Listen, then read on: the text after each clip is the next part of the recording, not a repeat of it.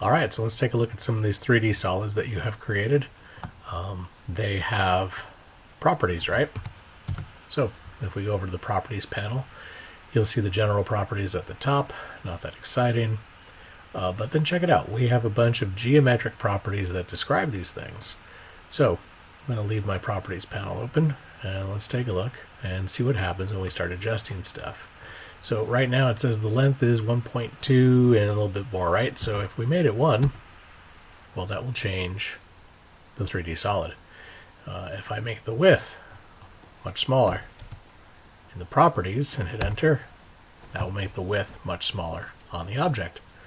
And for the height, same deal. If I make the height different in the properties, well, I can change the object. Now, of course, changing the object also, right, is going to affect the properties. Just like with 2D geometry that has properties, 3D geometry has properties, and by adjusting those properties, we adjust the object. When we adjust the object, we adjust the properties. Okay, so some of the things will be grayed out, and we won't have any control over them. Like here it says rotation, so I really can't rotate it from here.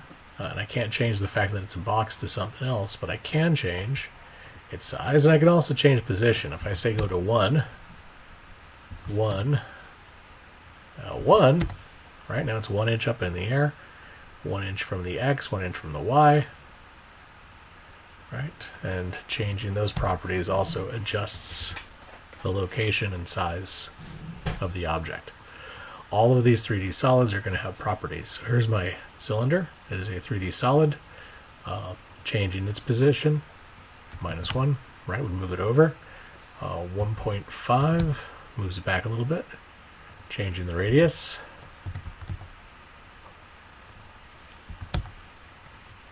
It's going to make it much bigger. And then changing the height can make it much smaller. So as you go through, you'll be able to experiment with the different 3D solids and see what kind of properties they have so that you can make solids, rough shapes, and then go back in and refine them to whatever you need. Your torus has got a torus radius, right? That's going to be the radius of the tube.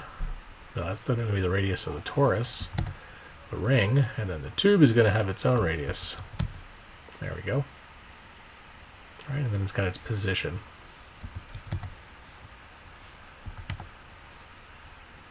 Okay. You can use direct distance entry on any of these while you're making them to make them exact, right? So I can click on cylinder and I can say put it here, and it says how big, and you can type in 1 for the radius. When it asks for the height, you pull it in the direction you want and type in 2. And now it's 2. Right? We're going to be able to make any of these things with precision instead of just eyeballing it, if precision is what you're going for. 0.75 radius from my cone, 3 inches tall, enter, right? And now it's going to have those properties when we go to check that out. Now, if you look at the objects, you'll see they have grips, right? So on this box that we started with, I'm going to switch the visual style back to wireframe for a second and select it so you can see the grips. So we have a grip at each edge that lets you resize in that direction, right? Make it longer, make it narrower, just make the grip hot, and then move. We've also got a grip up here on the top that lets you change the height. And then there's a grip on the corner. When you start messing with the corner grips, now you'll be changing the width and the length in one shot.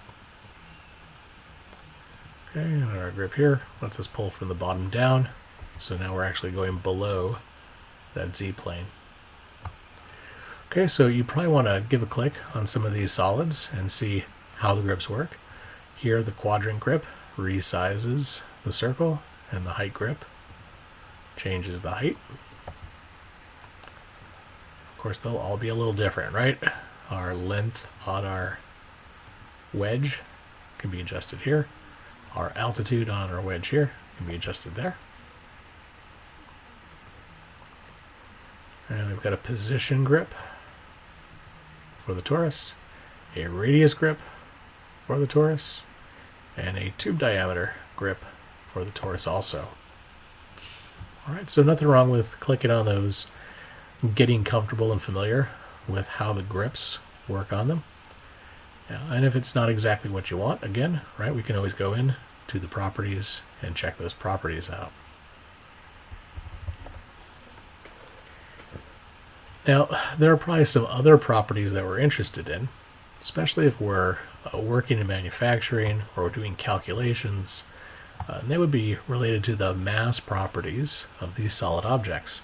So I'm talking about things like mass, volume, surface area.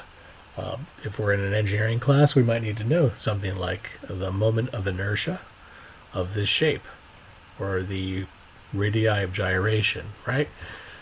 So there are a lot of ways to calculate those things, but we can use AutoCAD to get some of that information too.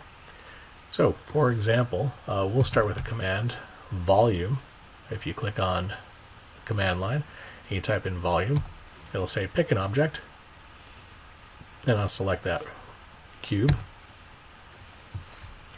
And here I've got some information about that. I've got its volume. I've got its bounding box, or bounding box is basically how much space does it encompass if you had to make a square or a cubic box around it.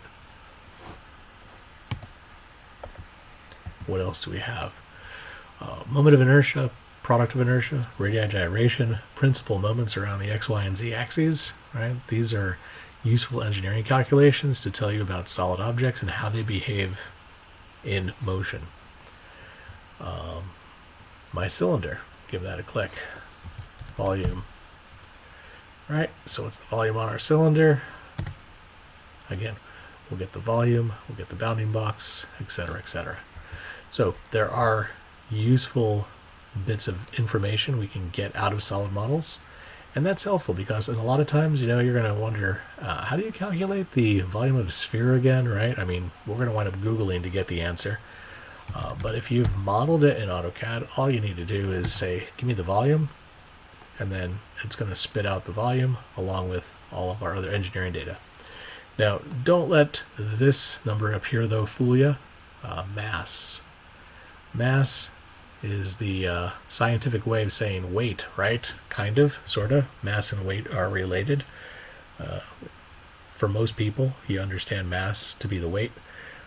Well, what we're going to see in AutoCAD is that the mass and the volume are always going to match each other, because honestly, AutoCAD's not smart enough to know what this is. See, if this is a ball of wood, well, its mass will be different than if it's a ball of lead.